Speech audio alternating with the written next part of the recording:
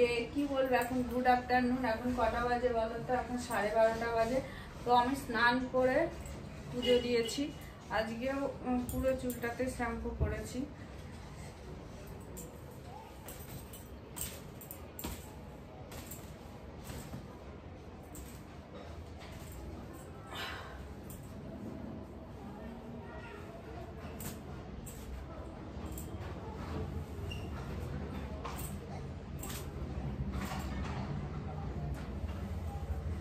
এখনো মাথাটা আশ্রায়নি, ভাবছি একটুখানি এইটা দিই। এটা হলো তোমার কি বলে, হেয়ার সিরাম। বেশি দেবো না, অল্পই দেবো। হেয়ার সিরামটা দিলে কি হয় বলো তো, চুলটা না খুব সুন্দর স্মুথ আঁচড়ানো যায়, মানে নয়তো জট পাকিয়ে যায়।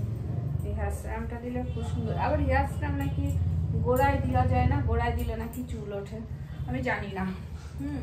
আমি তো আগে কোনোদিন ইউজ করিনি, আমি জানি না। আমাকে দোকান থেকে যেটা বললো সেটাই এনেছিলাম, মাঝে একটু ইউজ করছিলাম। তারপরে আবার বল হেয়ার সিরাম দিলে না চুলটা, মানে যেহেতু রান্না করি তো তোমার কি হয় বলো তো, চুলটা আঠা আঠা তাড়াতাড়ি হয়ে যায়, আর তাড়াতাড়ি চুলের নোংরা হয়।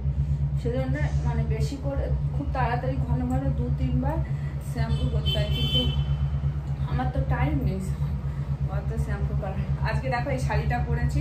অ্যাকচুয়ালি এই শাড়িটা কার বলো তো? অ্যাকচুয়ালি এই শাড়িটা আমারই ছিল, আমি কিনেছিলাম, তো আমি বোনকে দিয়েছিলাম। ও বললো পরবো না, পরেছে। এখন বললো তুই নিয়ে যা, তুই পরে ভিডিও করিস। তো কেমন লাগছে বলো শাড়িটা? এটা সুরাট থেকে নেওয়া। এই শাড়িটা যখন আমার হাজবেন্ড সুরাটে ছিল, তো তখন সুরাটে অনেকগুলো শাড়ি কিনেছিলাম। তো তখন এই শাড়িটা আরও অনেক শাড়ি কিনেছিলাম, তো সব শাড়ি অনেককে দিয়েছি সবাইকে। আর ও বললো যে এটা তুই এখন নিয়ে যা, এখন আমি পরবো না। বললাম ঠিক আছে। হেয়ার সিরামটা দেওয়াতে এখনই দেখছি চুলগুলো খুব সুন্দর স্মুথ হয়ে গেছে, খুব সুন্দর স্মুথ হয়ে গেছে। সত্যিই তো খুব ভালো, জানো তো? আমি আগে কোনোদিন ইউজ করিনি। আমি বললাম আমার চুলগুলো খুব রাফ হয়ে যাচ্ছে, সেই জন্য বললো বৌদি তুমি এটা নিয়ে যাও, এই হেয়ার সিরামটা খুব ভালো। তো যাই হোক, এখন মাথা আঁচড়াবো, সিঁদুর পরবো, তার আগে একটু লিপস্টিকটা পরে নিই।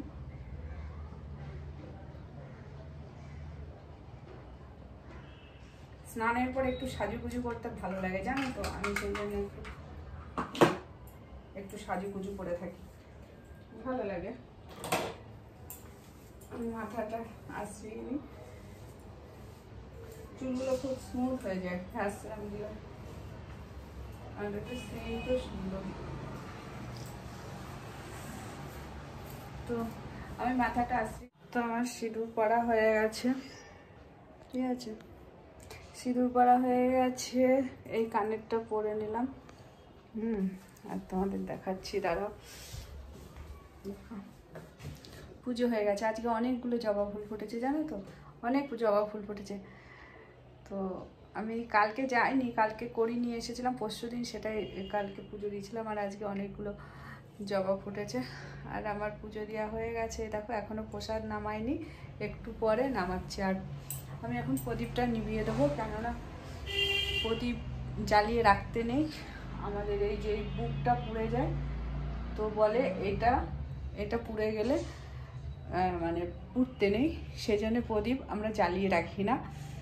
পুজো হয়ে গেলে কিছুক্ষণ পর বুঝিয়ে দিই প্রদীপটাকে। তো এখন আমি এটা প্রদীপটাকে বুঝিয়ে দিচ্ছি, দিয়ে রান্নাঘরে যাব। কি করছি, কি রান্না করেছি, কিছুই করিনি, চলো সব কিছু শেয়ার করি। লেট হয়ে গেছে, এখনো ভাত করা হয়নি, ভাতটা বসাবো। আমার পুজো দিয়ে দেখো, আমি মনে হয় শাক বাজাতে ভুলে গেছি আজকে। এটা কি আমি শাক বাজাইনি বল? শাক বাজাতে ভুলে গেছি। আমার এত মানে ভুলে যায় না, সবকিছু ভুলে যায়।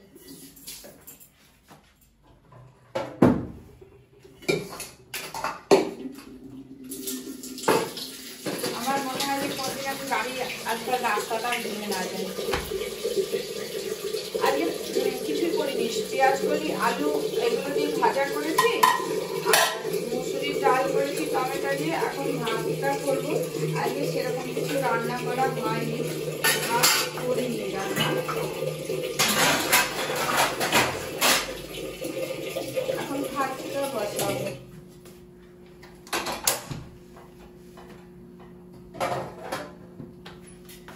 আর ছাদেও গেছিলাম আজকে অনেকক্ষণ, খুব ঠান্ডা লাগছিল ঘরে, তাই জন্য ছাদে গেছিলাম। ছাদে গিয়ে অনেকক্ষণ ছাদে বসেছিলাম, খুব শীত লাগছিল, ওই জন্য ছাদে গিয়ে অনেকক্ষণ বসেছিলাম। এত শীত লাগছিল না, ওই জন্য কাজে লেট হয়ে গেছে জানো তো। আর এর মধ্যে একটা মোচা সিদ্ধ করেছিলাম, মোচাটা হয়েছে। মোচাটা ভাবছি চিংড়ি মাছ দিয়ে রান্না করব।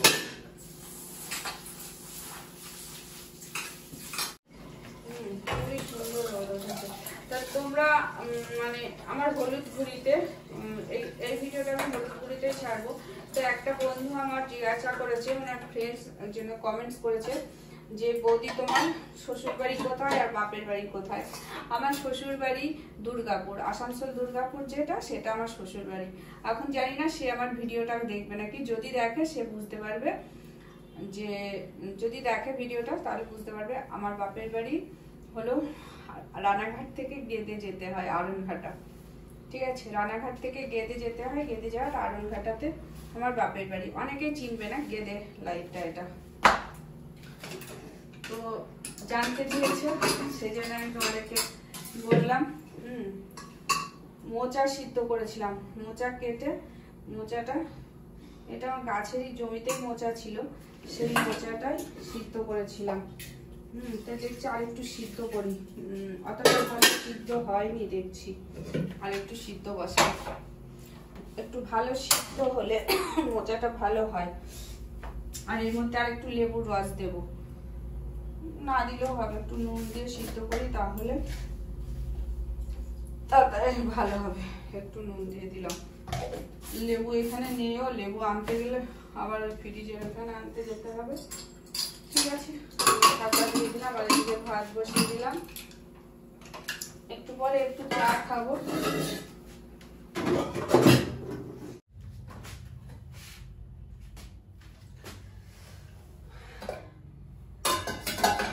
এইখানে আছে কালকে চিংড়ি মাছ রান্না করেছিলাম, সেই চিংড়ি মাছটা, চিংড়ি মাছের মালাইকারির মতন বেক্ত করে রাখি, যার জন্য রান্না করেছি সেই আসেনি, কি বলবো। এটা হলো ইমলি,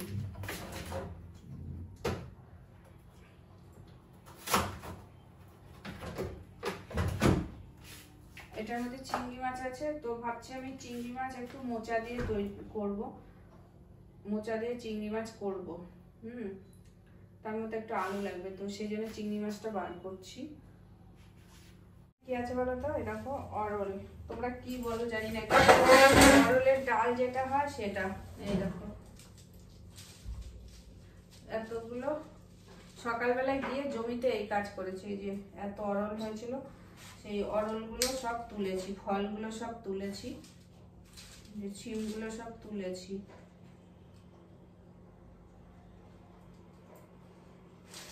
এগুলো এখন থাক, পরে ছাদে গিয়ে রোদে দিয়ে আসবো। একবার ভাবলাম যে ছাদে যাই, গিয়ে রোদে দিয়ে আসি, তো তারপরে আর থাক, ভাবলাম যে ব্যাগের মধ্যে থাক দুদিন, তারপরে ছাদে গিয়ে রোদে দিয়ে। মোচাটা রান্না করবো, তাই জন্য একটু আলু কাটবো। মানে এখন গুছিয়ে রাখি, না হলে রাতে রান্না করবো, এখনই করতে হবে তার কোনো মানে নেই। মানে অনেক বাড়ি থেকে লঙ্কা নিয়ে এসেছিলাম, তো দেখছি অনেক লঙ্কা পেকে গেছে, অনেক লঙ্কা পেকে গেছে। এগুলো রোদে শুকিয়ে রাখলে ভালো হতো, তো পরে যাব, পরে অন্যদিন গিয়ে রোদে দিয়ে দেবো, না হলে পচে যাবে লঙ্কাগুলো, শুকাতে দেবো। আর এখানে প্রচুর বক ফুল হয়েছে, এই বক ফুলগুলো আমি রেখে দিই ফ্রিজে, বক ফুলগুলো ঠিক করে রেখে দিই একটা কন্টেনারে করে। এই যে এর মধ্যে যদি কোনো বক ফুল হোক, কোনো সবজি যাই হোক, কলাও যদি রাখো এর মধ্যে, মানে পাকা কলা যদি এর মধ্যে রাখা হয়, ঠিক তুমি 7 দিন পরে খুলবে তো ফ্রিজ থেকে যেরকম কন্টেনারের মধ্যে এরকম যদি কলাগুলো রেখে দেওয়া যায় তো এই কলা 7 দিন পরেও ঠিক একই রকম থাকবে, একটুও কলার খোসা কাঁচা হবে না, ঠিক আছে। আর যদি তুমি ফ্রিজে ডাইরেক্ট রেখে দাও তাহলে কলার খোসাগুলো মানে কালো হয়ে যায়। হ্যাঁ, যদি এখন আমি রাখবো না ফ্রিজে, কেননা এখন আমি বক ফুলগুলো রাখবো, অনেকগুলো বক ফুল হয়েছে, তো এই বক ফুলগুলো রেখে দিলাম এরকমভাবে কন্টেনারে করে। এটা আমার 10 দিনও এরকমই থাকবে, 10 দিন থাকলেও এরকমই থাকবে, একটা পচবেও না, কিছুই হবে না। তো ফ্রিজে রেখে দিলাম। এখন আমি একটু চা খাবো, ঠিক আছে। আর আমি ভিডিওটা এখানেই, তো দেখো আমি ছাদে চলে এসেছি।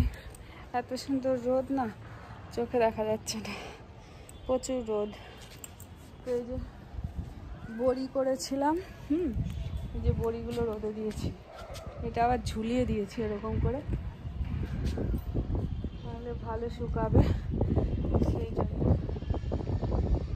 এবার মিলে দেবো নিচে। আর এইখানে এগুলো রোদে দিয়েছি, ছায়া পড়ে গেছে।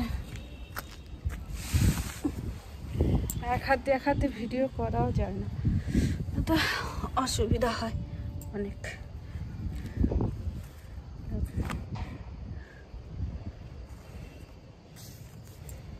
এগুলো কি বলতো, আমসত্ত্ব। এগুলো আমি সেই আমসত্ত্ব দিয়েছিলাম জ্যৈষ্ঠী মাসে, আমের সময়। তো এইগুলোই এখন একটু ভালো রোদ্দুর উঠেছে, তখন তো রোদ ছিল না, ওই জন্য ভালো রোদ উঠেছে বলে এখন একটু বললাম যে রোদে দিয়ে দিই, শুকিয়ে যাবে। ঠিক আছে, চলো টাটা, বাই বাই।